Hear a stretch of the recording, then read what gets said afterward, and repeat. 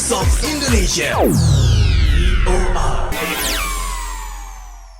Voice of Indonesia, from Indonesia to the world. Listener, welcome back to me, Ahmad Faisal. Today, we have special interview regarding with our program, Traveling Indonesia. And today we have special interview with Monica Mano, foodies from Indonesian food bloggers. Hello. Hello, Mbak Mano. How are you today? I'm great, thank you. How are you? I'm fine, thank you. Nice to see you today at our studio of Voice of Indonesia. Thank you. Okay, well, Mbak Mano, our interview today is regarding with Base Genep. Actually, Yes. what is Base Genep? So basically, basa genep is like a spice mixture from the Bali, like the basic condiment for the Balinese cooking. The word basa itself means seasoning, and genep means complete. Oh, And it consists of like 15 herbs and spices. 15 herb spices. Yes. Wow, so many. Yeah. So basically, they use this to create several cookings for the Balinese cooking. So it is especially for Balinese seasoning, yeah, for dish, yeah, or cuisine. For cuisine, yes. Oh, I see. So, how long have you been concerning this Base Genep? Counseling. Concerning. Basically, no. Well, when I was still live in Bali, I had the opportunity to learn about this seasoning, the basa genep seasoning, from a cooking class that I took, like one of the activity that I took back then. So it was like they teach us how to make this seasoning definitely from the scratch and create a cuisine from that. Yes. Okay. Well, Mbak Monica Mano, seasoning is one of things that plays an important role in every dish until it becomes delicious. So can you explain how many types of Balinese seasoning are there? Well, as far as I know, the main one like this basa genep, and they also have like another different seasoning mixtures like they call suna ceku. Suna ceku. Yeah, they also aside from that they also have different like sambals and stuff. Like So actually, what makes it different from another region? Another region in Indonesia. Yes. Okay. Maybe like it depends on how they mix it, who mix it and everything. Okay. It creates depends on the mixture itself. Like for this, the composition it creates a really aromatic and a lot of fragrance for the cuisine itself. And also when you combine it with another method of cooking, it will elevate the flavor for the dish itself. Okay, so it seems that in front of us there are some, I can say, basic ingredient seasoning. Yeah. Can you please mention what are there actually, Okay. Mbak Monica? For the basic ingredients for the basa genep itself, they have galangal, Oh, okay. ginger, turmeric, aromatic ginger, and cloves, shallots, chilies. What else? They also have shrimp paste, lemongrass, candle nuts, coriander, also chili. Yeah, and limes. Oh, okay, and lime. So they must be mixed together. Yes. So the way to make this basa genep itself, you can use the mortar and pestle. So you grind it and create a paste. You can also chop the seasoning. It's called bumbu rajang. And then they also like you can also just crush it. Oh, okay. So each of it used for different kind of dishes. So before we, like you said before, crush it, should we, grate the seasoning firstly or not? For like the what do you call it, ginger and turmeric and everything. Usually you have to clean it and you cut into smaller pieces, so it'll be easier for you to crush it. Well, after firstly we, crush and grade about the basic ingredients, seasoning. This should we directly, cook the cuisine, or we can keep it maybe in the refrigerator firstly or not? Okay. Usually they will stir fry it first until the oil will come out from that seasoning, and then after that you can. Usually people will make this in a huge batch. So after that you can leave it in the refrigerator for. I forgot how long it will take. It can last, but usually you can store it. So there is no matter. There's no problem when we keep it in the store, like in the refrigerator. Yeah. When we would like to cook it maybe tomorrow, there's no problem about the season. Yeah. Okay, so can you tell us how to make seasoning of base genep completely? That can be used for some dishes. Okay, for this, like I said, you can make it like a paste, or you can just chop it or just crush it. Like, so when you make for the paste one, you can make it like for the ayam betutu or bebek betutu. Okay, that dish use this specific base genep seasoning. So usually they will put the seasoning stuff it inside the poultry, and then you wrap it with the banana leaf. Banana leaf. Yeah. So, but the banana leaf itself, it will create different different aroma from that. Yes. So you can also create like this one, satay lilit. You can use fish or chicken for that. But usually in Bali, for the satay lilit itself, they will use lemongrass stalk instead of skewer. Skewer. Yeah, instead of skewer, they will use lemongrass stalk. And you can also make soup from that, like fish soup, or like there's chicken wrapped in banana leaves. It's for here in Java, maybe we call it we know it as pepes, but in Bali there's also something similar. It's called tum. Mbak Monica, those basic ingredients is only for base genep. What about for another dish or cuisine from another traditional cuisine? Is it possible? Maybe to make such like semur or like rendang, is it possible or not when we mix? It will because the combination itself will have a different flavor compared to like the bumbu rendang and stuff like that. So what about you said before we must wrap it by using banana leaves.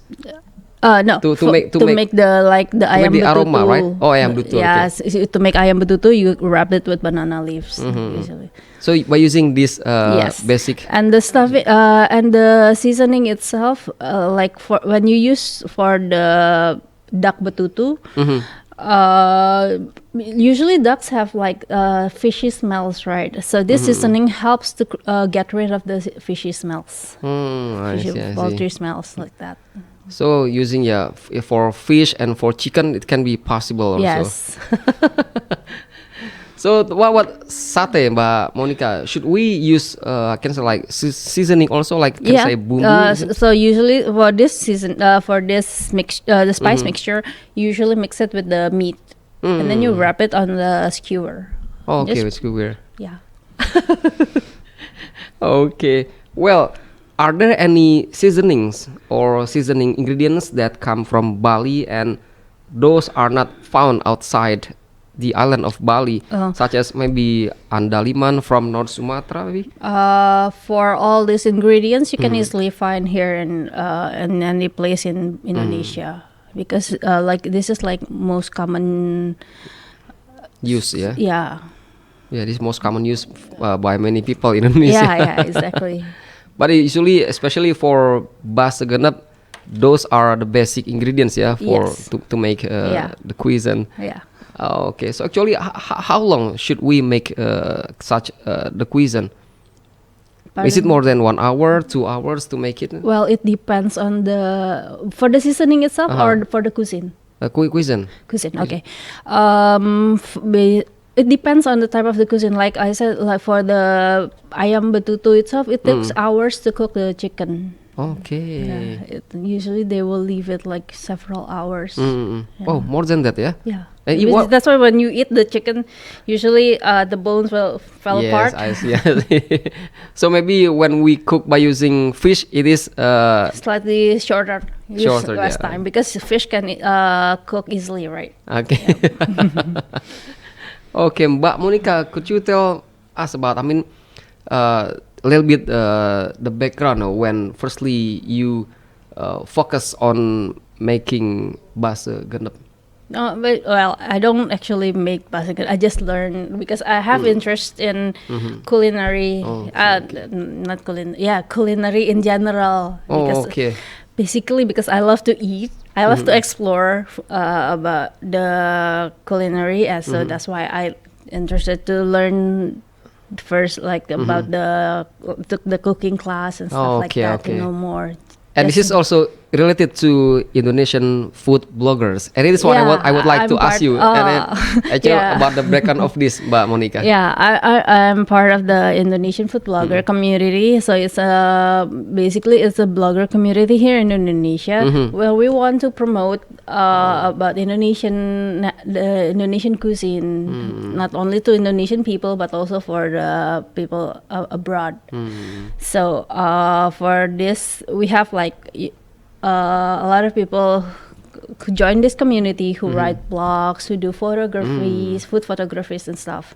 So also you can check the information about the Indonesian food blogger. They have a website called indonesianfoodblogger.net and the Instagram said in ID food blogger. ID food blogger. Yeah. And this month we also have a challenge. What challenge is that? Yeah, so this challenge, you can make. We challenge people to make traditional drinks. Traditional drink or beverage, you mean? Yeah. Yeah, the traditional beverage that's related to the month of February, the Valentine's Day. Oh, is it in Jakarta or in Bali?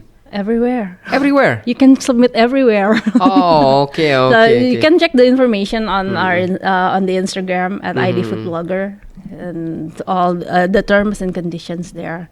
You can make maybe you have your own recipe to make drinks like that. So every traditional beverage, yeah. Yes. Including from lots of across Indonesian cultures, Yeah. And also tribes. Yeah. But Monica, I'm still interested in what you said before about the Indonesian food bloggers. What about some foreigners, foreigner people that have maybe look about some kind of cuisine in this blog? You mean like if they have interest in Indonesian cuisine? Yes. I believe they can join too, because my blog is basically in English, and I also joined this community. Until now, are there maybe some, or maybe one or two, or maybe more than that, some foreigners who directly call you or by chatting to know more about Indonesian cuisine? At the moment, no, it's not. Not yet. Not yet, yeah. So at least you have expectation, right? Maybe some foreigners would like to learn about this. If it will be great if like foreigners have interest in Indonesian culinary, right? It's really like we really want to introduce, like we have a lot of interesting culinary here in Indonesia. Well, Mbak Monica, what ingredients are required in Balinese seasoning besides shallots and hazelnuts? And what ingredients are not preferred in Balinese cooking? Well, basically for the ingredients itself, for the seasoning, it's like what I put here, like the basa Genep itself. There's also, like I mentioned before, there's also Suna Ceku. There's also something called Baso Wangen. But for the things that's forbidden in Balinese cooking is basically it's beef, because Balinese people really incorporate their life with the Hindu religion, right? So in their religion, cows are considered as sacred. So they cannot eat beef, stuff like that. So they never I think never never eat that. Yeah. Well, apart from base genep, are there other Balinese spices? Like I said before, there's like suna ceku. So only suna ceku, as far as I know, there's suna ceku. There's also basawangan. There's also something called jejaton. It have different composition. Different composition, Yeah. And talking about base genep itself, Mbak Monica, is it only for spicy cuisine or not? Or is it only depends on us who cooks at that? I think the spiciness level, I think it depends on our preference, yeah. Because I especially recently, since a lot of foreigners that comes to Bali, I know that they cannot handle spiciness, so I think it was really adjusted. So it's not that spicy anymore. It's more for the traditional cuisine. Okay, Mbak Monica, I believe that you often cook base genep. I believe that. I mean, for example, when we have the same basic ingredients like the seasoning like this, different person, they cook together. Do you think that they will result different taste or not? Even though they have the same basic seasoning. I think when it comes to cooking, like Indonesia, they have this saying like different hands, different taste, right? So yes, it I is. think it will somehow it will affect. It depends on the process. It depends on the how the amount of new ingredients that you use, stuff like that. So different hands, different taste. Yeah. So according to you, which one do you like? The taste from when your handmade, the taste from you make it by yourself, or the taste from another one who make it? Makes it. I believe I trust someone who made it for me rather than I made it for myself. Because I don't basically cook with complicated ingredients like this. For me, cooking is more something like I like something that's simple, but I like this kind of food that's really have complex flavor. But I cannot make that like perfectly like the way I want it. So I prefer someone who made it for me. Mbak Monica, you said before about the challenge, about there will be such maybe like competition for traditional beverage. Is it possible for foreigners who join it? I think wait. I think it's possible. Possible, yeah? Yeah. So not only Indonesian people. Yeah.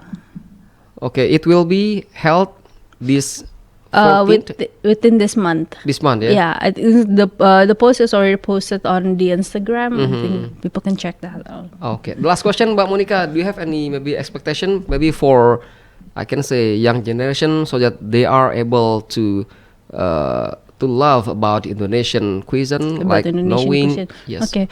Well, Indonesian cuisine itself has really wide and variety, right? It's really interesting to learn.